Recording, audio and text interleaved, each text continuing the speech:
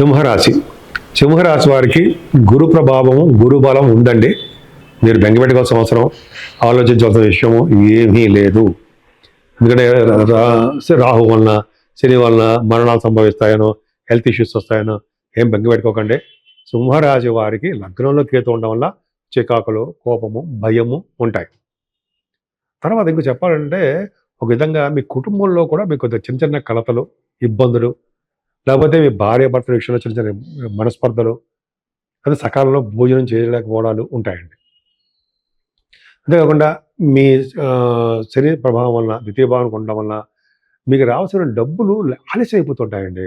ఎంతో ట్రై చేస్తుంటారు, కానీ ఆలస్యం అవుతుంటాయి. అంటే మీకు ఇవ్వాల్సిన బాకీలు కొంతమంది ఉంటారు సరే ఇవ్వరు, స్లో అయిపోతుంటాయి.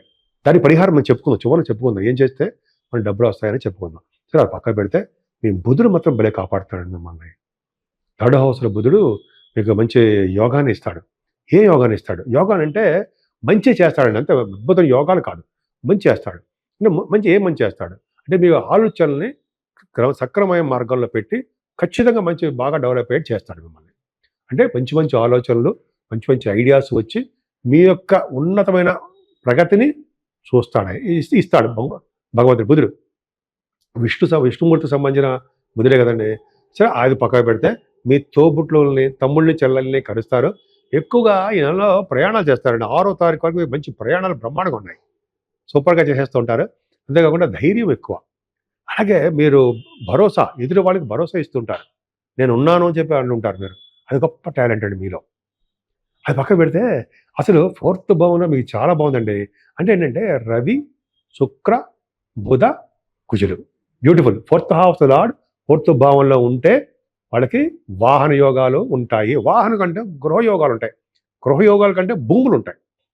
ఫస్ట్ భూములు ఖచ్చితంగా ఉంటాయి. మీకు కావాలంటే మీ జాతకంలో చూసుకోండి, ఎవరి జాతకంలో సరే 4th భావంలో కనుక బుధుడు ఉంటే చదువు విషయంలో ఇబ్బంది పక్కన పెట్టినా ఖచ్చితంగా భూములను ఇస్తాడు. అంతేకాకుండా వృశ్చిక రాశిలో బుధుడు ఉండడం వలన వ్యవసాయం అంటే ఇష్టపడుతుంటారు, వ్యాపారాభివృద్ధి ఉంటుంది. ఇంకేం కావాలండి? అలాగే చదువు బాగా వస్తుంది. ఇప్పుడు ఎంబీబీఎస్ డాక్టర్స్ కోర్స్ ఉంటుంది సార్, ఆ కోర్స్ చేసే వాళ్ళకి మంచి అభివృద్ధి ఉంటుంది. ఎందుకంటే ఎంబీబీఎస్ అంటే ఆ రవి, బుధ, కుజులు డాక్టర్ సంబంధించిన వాళ్ళు. అలాగే మీరు ఆపరేషన్స్ సంబంధించిన వాటిలో కూడా మీరు విద్యలో మీరు ఉంటారు.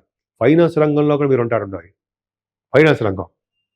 అలాగే 4th భావంలో బుధ, శుక్రులు ఉన్నారు అంటే భూములు, సినిమా రంగంలో ఉండడానికి అవకాశాలు, కళరంగం, చర్చలలో పాల్గొనడాలు ఎంత బ్యూటిఫుల్గా ఉందండి. పక్కనే కుజుడు ఉన్నాడు కదా, కుజుడితో కలిసి శుక్రుడు ఉన్నాడు. అంటే ఆ కాంబినేషన్ వల్ల లౌకిక జ్ఞానాన్ని కలిగి ఉంటారట మీరు. అంతేకాకుండా క్రీడల పట్ల, లలిత కళల పట్ల గొప్ప ఆసక్తి మీకు కనబరుస్తూ ఉంటారు. అలాగే మీకు భూములు ఇదే చెప్పడానికి గృహాలు, సర్వ సౌఖ్యాలు, పండ్ల తోటలు, సంఘంలో గౌరవ ప్రతిష్టలు మీకు 4th భావంలో గురుడు ఇస్తున్నాడు కదండి. అద్భుతంగా ఇస్తున్నాడు కదా. ఇదంతా చాలా బాగుంది. ముఖ్యంగా మ్యూజిక్ అంటాం సరే, మనం కొంతమంది పేర్లు చెప్పకూడదు కానీ డైరెక్టర్స్ అంటారు, మ్యూజిక్ డైరెక్టర్స్, వాళ్ళు చాలా బాగా రాణిస్తారు. వాళ్ళ ప్రోగ్రామ్స్ విదేశాల్లో కూడా ఇవ్వడానికి అవకాశం ఉంది. బ్యూటిఫుల్. ఇంకా పంచమస్థానానికి వస్తే అంటే జనరల్గా పుత్ర సంతానం కలగడానికి అవకాశం ఉంది. ఎవరికైనా పంచమస్థానంలో కనుక రవి ఉంటే మీ జాతకంలో కూడా చూసుకోండి, ఒక మగ పిల్లవాడు ఉంటాడు. అది కూడా దేవుడిని అంటే దేవుడి యొక్క ప్రభావం వలన, దేవతల యొక్క ప్రభావం వలన, దేవుడు అంటే దేవతలు అంటాం, వాళ్ళ యొక్క పూజలు చేసుకోవడం వలన మీకు సంతానం కలుగుతారు, పుత్ర సంతానం కలుగుతుంది. అలాగే కుజ శుక్రులు పంచమభావంలో ఉంటే స్టాక్ మార్కెట్లో బాగా రాణిస్తారు మీరు. ఎంత బాగుందండి.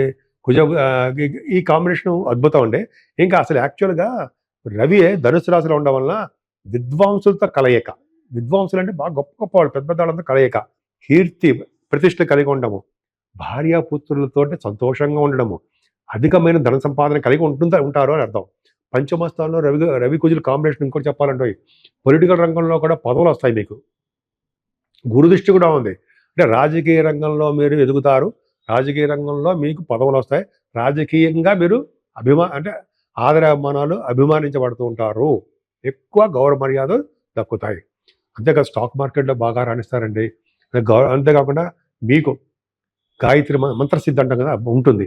ధర్మకార్యాలు, శుభకార్యాలు, ఇతరులను పోషించడాలు ఇంకా చెప్పుకుంటూ వెళ్ళిపోతే అది ఉంటుంది. చాలా చాలా అద్భుతంగా ఉందండి. బుధుడు వలన మీకు పంచమస్థానంలో బుధుడు ఉన్నాడు కదా, ఈ డాక్టర్ సంబంధించినటువంటి విద్య కూడా మీకు వస్తుంది. అలాగే ఫైనాన్స్ సంబంధించిన విద్య కూడా వస్తుంటాయి. రవి బుధుడి కాంబినేషను గురు దృష్టి ఉందంటే ఫైనాన్స్ అంటే చార్ట్ అకౌంటెన్సీ, కాస్ట్ అకౌంటెన్సీ అంటాం కదా, సిఎంఏ అదొకటి ఉంటుందండి. అంతేకాకుండా మీకు వివిధ సంఘాలతో ఆధిపత్యం ఉంటుంది. అంటే అన్ని గ్రూపుల మీద మీకు కెపాసిటీ అంటే మీరు అడ్మినిస్ట్రేటివ్ కెపాసిటీ మీకు బాగా ఉంటుంది. అంతేకాకుండా ధనధాన్యాలు సమృద్ధిగా ఉండడము, కీర్తి ప్రతిష్టలు, ధర్మాచరణ చేయడము, ఇవన్నీ మీకు బాగా సూపర్గా ఉన్నాయి. సింహరాశి వారికి భయపడాల్సిన అవసరం లేదండి. కాకపోతే సప్తమ స్థానం రాహు ఉన్నాడు కదా, ఈ చిన్న ప్రాబ్లం ఏంటంటే చెప్తాను. సప్తమ స్థానం రాహు ఉన్నప్పటికీ గురుదృష్టి ఉండడం వలన ఆలస్య వివాహం జరుగుతుందే తప్ప ఇంకా ప్రాబ్లమ్స్ ఏమి ఉండవు అంటే జనరల్గా సప్తమ స్థానం రాహు అంటే బిజినెస్లో లాసెస్ వస్తాయని, ఆలస్య వివాహం అవుతుందని అని మనం అనుకుంటూ ఉంటాం కదా. కానీ గురుదృష్టి కూడా ఉంది కాబట్టి మీకు వివాహాలు కుదురుతాయి, సంబంధాలు కుదురుతాయి. కొద్దిగా ఈ డిసెంబర్లో మనకి ముహూర్తాలు ఉండవు కాబట్టి నెమ్మదిగా మీకు మ్యారేజ్ అవ్వడానికి అవకాశాలు మాత్రం ఉన్నాయి. భార్యాభర్తలు కూడా మంచి జీవితాన్నే గడుపుతారు, ప్రాబ్లం లేదు.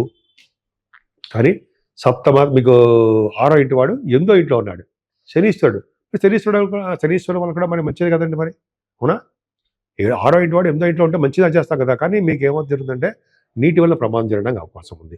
అలాగే 7th హౌస్ లార్డ్ ఆయన శని కూడా అయ్యాడు కాబట్టి, అష్టమంలో ఉన్నాడు కాబట్టి కొద్దిగా భార్యకు కానీ భర్తకు కానీ హెల్త్ ప్రాబ్లమ్స్ రావడానికి అవకాశం ఉంది. నీటి వల్ల ప్రమాదము కానీ, హెల్త్ ఇష్యూస్ కానీ, కొద్దిగా డాక్టర్స్ కన్సల్ట్ చేయడం కానీ చేస్తే సరిపోతుంది. అందుకనే శనీశ్వరుని పూజించాలి. శనీశ్వరుడు బాధలు పోవాలి అంటే మనం కాలభైరవుని పూజించాలి, శివాభిషేకాలు చేసుకుంటూ ఉండాలి, వెంకటేశ్వర స్వామి ఆరాధన చేసుకుంటూ ఉండాలి. వీటన్నిటికంటే ముందర శనీశ్వరుడికి తైలాభిషేకం ఖచ్చితంగా చేసుకోవాలి. ఒక దీపం వెలిగించాలి స్వామి ముందర. మరి సింపుల్ చేయగలం కదండి మనం. దానివల్ల మీకు సర్వము శుభం కలుగుతుంది. అష్టమ స్థానంలో శని ఉండడం వల్ల ఏమవుతుందంటే కోర్టు వ్యవహారాలు చిక్కుకుంటుంటారు మీరు.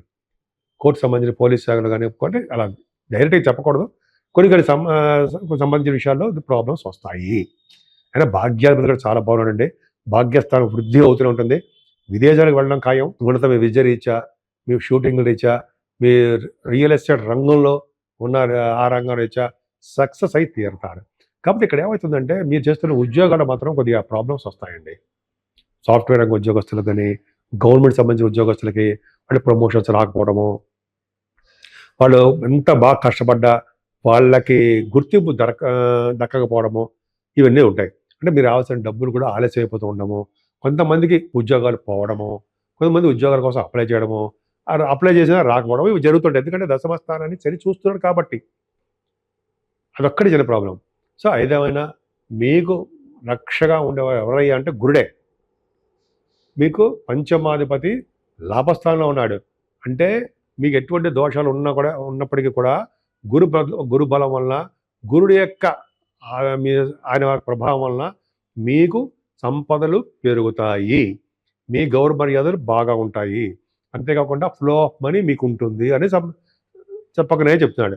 అంతేకాకుండా గురుడు వలన పూజలు, అధికమైన పూజలు, ధనప్రాప్తి, మీరు చేస్తున్న వ్యాపారాభివృద్ధి, బంగారము, గోల్డ్, తర్వాత ఫుడ్ బిజినెస్లు, స్టేషనరీ బిజినెస్లు అంటే కదండి. నాకు తెలిసి చెప్తాను, గుర్తున్నవి మీకు అన్నీ బాగా ఉంటాయి. మీ ఏ వ్యాపారం చేసినా ఆ వ్యాపార అభివృద్ధి ఉంటుంది. చిన్న ప్రాబ్లం ఏంటంటే శనీశ్వరుడు. ఆ శనీశ్వరుడు కూడా మనం నేను చెప్పిన రెమెడీ చెప్పాం కాబట్టి ప్రాబ్లం లేదండి. సింహరాశి వాళ్ళు భయపడాల్సిన అవసరం ఏమీ లేదు. చాలామంది భయపడినా మీరు ఏం భయపడకండి. రాహు వలన, శని వలన దోషాలు ఉన్నప్పటికీ మీరు పూజలు చేసుకోవడం సరిపోతుంది. రాహుకి అమ్మవారి పూజలు, లలితా సహస్రనామం చేయడం కానీ, కనకదుర్గ గుళ్ళో కానీ, మీకు దేవాలయాలు ఏ గుళ్ళో కానీ ఎక్కడైనా సరే అమ్మవారి కుంకుమ పూజ కానీ, చండీ హోమాలు చేయించుకోవడం వల్ల కానీ ఆ రాహు వల్ల దోషాలు చాలా పరిహారం అవుతాయి. ఇంకా శనీశ్వరుడు ప్రాబ్లం పోవాలంటే అఖండ దీపారాధన వెంకటేశ్వర స్వామి దగ్గర, సోమవారం దగ్గర అంటే ధ్వజస్తంభం దగ్గర అర్థం. ఒక ఒత్తి వేసి నూనె వేస్తారు కదండి, అది ప్రతి శనివారం 7 శనివారాలు చేసుకుంటే శని వల్ల వచ్చే దోషాలు కూడా పోతాయి. నీటి గండ ఉంది, మీకు నీటి వల్ల ప్రమాదం ఉంది. సో ఆ దోషం కూడా పరిహారం అయిపోతుంది కదా. ఇంకా భయపడాల్సిన పని ఏముందని చెప్పండి, అవునా? మీరే చెప్పాలి. ఏం భయపడకండి, అన్ని శుభాలు జరుగుతాయి. ముఖ్యంగా ఈ గోచారం అనేది ఎవరికీ వర్తించదు, కొంతమందికి మాత్రమే. మెయిన్ మీ జాతకంలో జరుగుతున్న దశలు ఇంపార్టెంట్. ఆ దశలు బ్రహ్మాండంగా ఉన్నాయనుకోండి, గోచారం ప్రాబ్లం ఉంటుందంటారా? ఏం లేదు, నెవర్. సో కాబట్టి ధైర్యంగా ఉండండి, హ్యాపీయెస్ట్ పర్సన్గా ఉండండి, భయపడకండి, అన్ని రంగాల్లోనూ మీరు ముందంజలో ఉంటారు.